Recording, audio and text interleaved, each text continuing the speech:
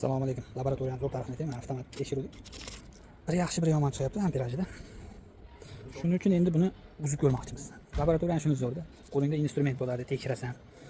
Nimaga bunaqa bo'layotganini aniqlaysan, ichini ko'rasan. Shunaqa. Ham buzasan. Qilasanda. Shattas.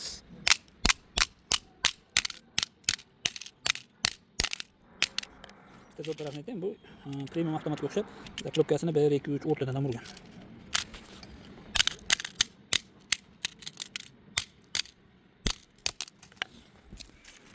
Dvigатель.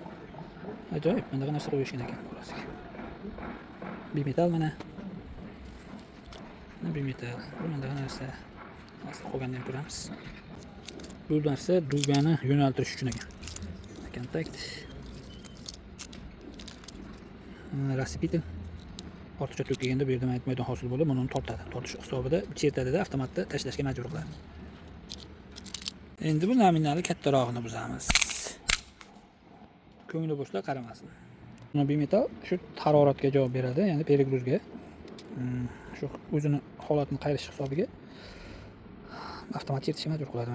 Katta 40 amperligimizda sim kattaroq, buniga 16 da kichikroq, lekin bimetalni qalinligi boshqasi hamma yoq bir xil chiqyapti.